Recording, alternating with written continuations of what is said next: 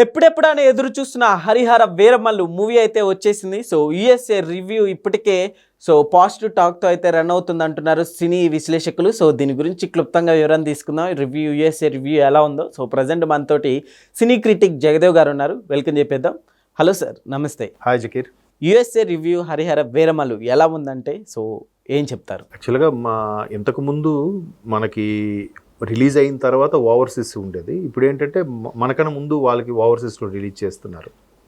So అలా కాని పక్షంలో కొంతమంది స్పెషల్గా సీనియర్ జర్నలిస్టులకి, కొంతమంది బంధుమిత్రులకి, తర్వాత సినిమా ప్యానెల్ సంబంధించి ప్రొడ్యూసర్ ప్యానెల్లో ఉన్న వాళ్ళకి స్పెషల్గా వేసి చూపిస్తున్నారు, డిస్ట్రిబ్యూటర్ వర్గానికి వాళ్ళకి.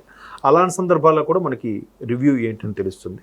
కాకపోతే ఆల్రెడీ కథనం అనేది చూచాయిగా మొన్న ప్రీ రిలీజ్ ఈవెంట్కనే తెలిసిపోయింది.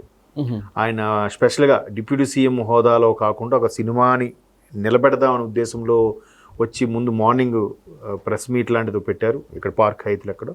తర్వాత ఈవినింగ్ శిల్పకళా వేదికలో గ్రాండ్ ఈవెంట్ కూడా నిర్వహించారు. అప్పుడు కూడా చాలామంది ప్రముఖులు, ఇప్పుడు తనిఖీల భరణి గారు కానీ, బ్రహ్మానందం గారు లాంటి ప్రముఖులు మాట్లాడినప్పుడు కూడా ఒక క్లియర్ పిక్చర్ వచ్చేసింది.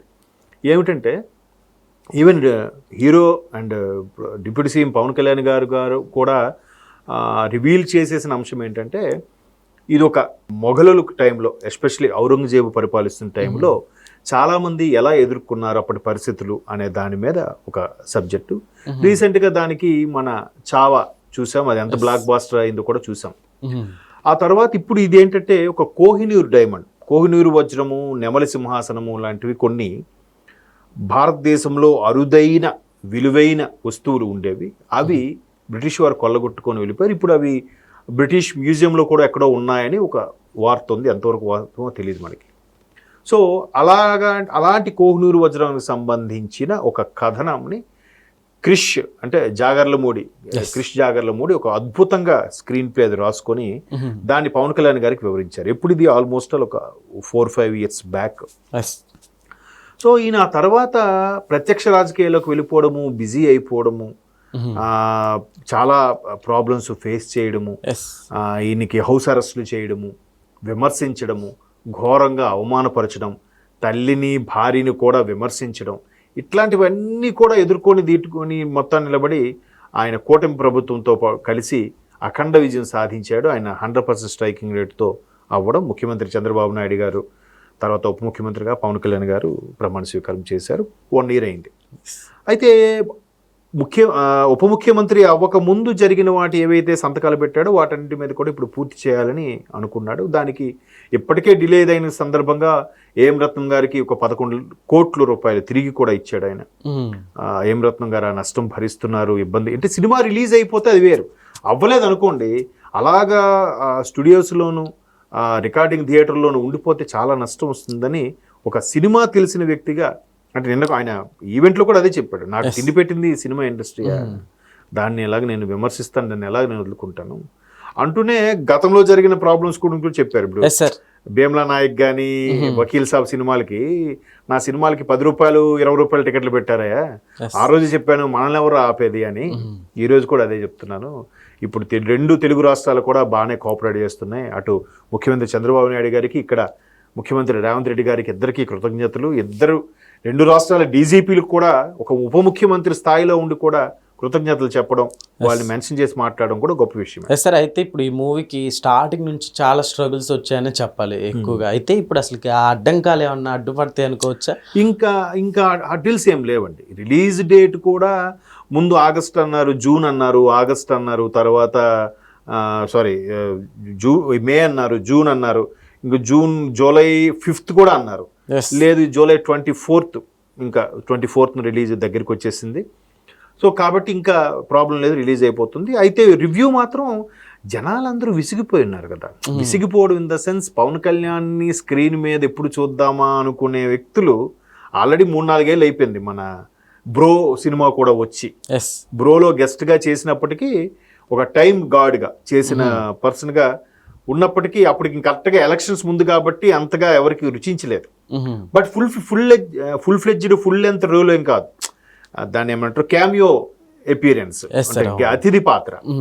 సో అట్లాంటి పవన్ కళ్యాణ్ గారు అక్కడ ఫుల్ లెంత్ క్యారెక్టరు, దానికి తోడు ఎంత కష్టపడ్డారంటే ఆయనకి దగ్గరగానే ఉంటూ ఒక సెట్ వేసి ఒక గొడవంలోనో ఏదో ఒక షర్ట్ వేసి దానికి తగ్గట్టుగా ఈయన లేని సీన్స్ అని ముందు పిక్చరైజ్ చేశారు. తర్వాత అప్పుడు ఈయన ఉన్న సీన్స్ వరకు పిక్చరైజ్ చేసి ఆయనకు దొరికితే ఉదయం 2 గంటలో సాయంత్రం 2 గంటలో వెసులుబాటు కుదుర్చుకొని దాని ప్రకారం ప్లాన్ చేశారు.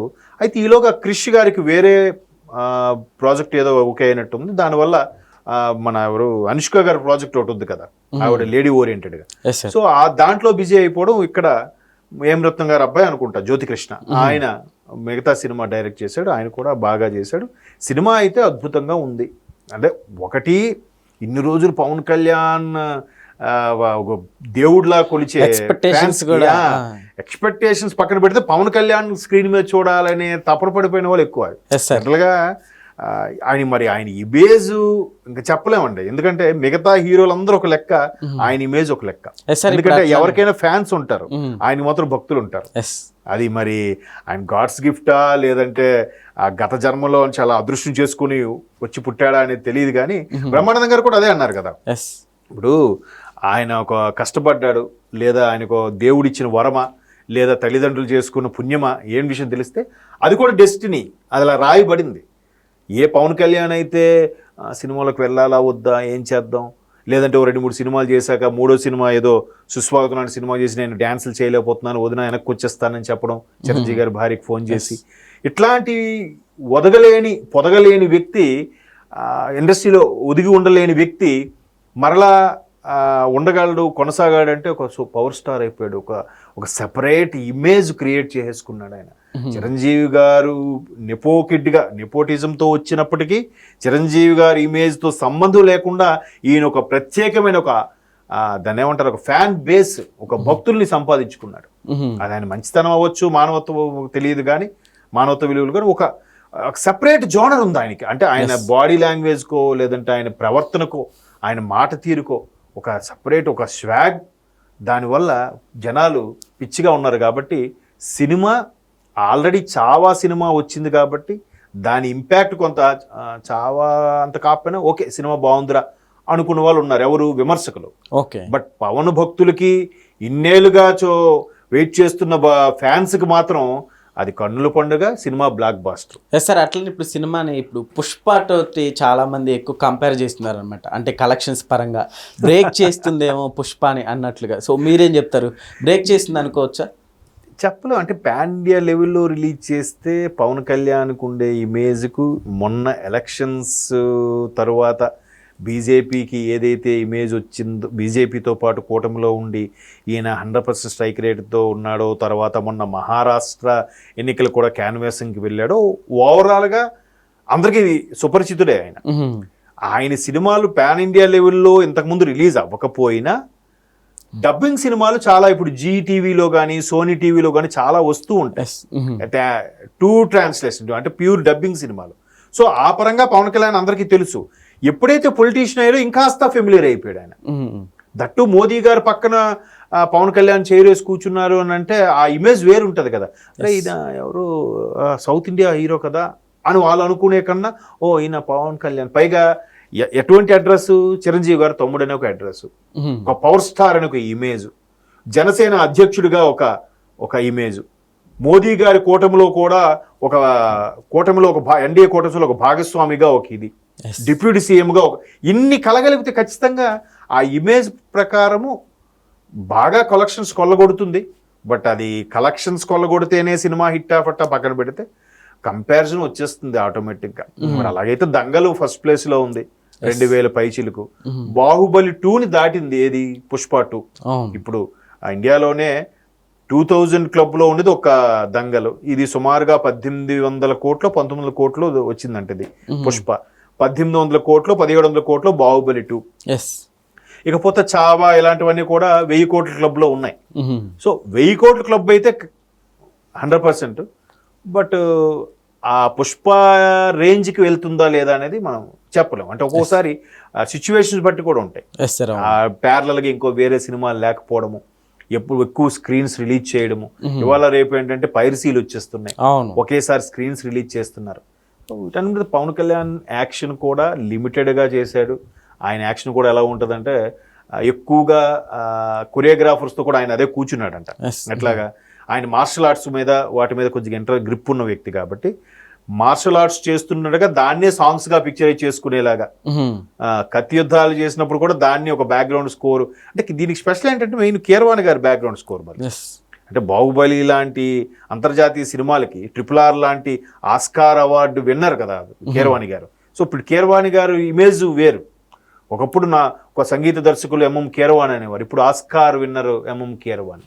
ఈవెన్ రెహమాన్ గారి కన్నా ఒక మెట్టి ఈయన ఎక్కువ ఉన్నారని చెప్పాలి. ఎందుకంటే రెహమాన్ గారికి హాలీవుడ్ సినిమాకి వచ్చింది, హాలీవుడ్ సినిమా కాబట్టి వాళ్ళు ఎలాగా అన్ని వాళ్ళకి అవార్డు తెప్పించుకుంటారు కాబట్టి అది పెద్ద ప్రాబ్లం కాదు. బట్ ఒక స్ట్రెయిట్ తెలుగు సినిమాకి డైరెక్ట్గా ఆస్కార్ రావడం అనేది ఇట్స్ నాట్ ఏ జోక్. డైరెక్ట్గా ఆ సినిమాకి, మన ఇండియన్ సినిమాకి రావడం అంత గొప్ప విషయం. ఈవెన్ దాని పేరు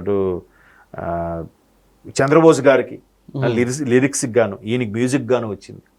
సో అట్లాంటి కంపోజరు కీరవాణి గారు కాబట్టి అదొక ప్లస్ పాయింట్. క్రిష్ కూడా మెయిన్ చాలా బాగా నరేట్ చేశాడంట, అది చాలా సందర్భాల్లో చెప్పారు కూడా.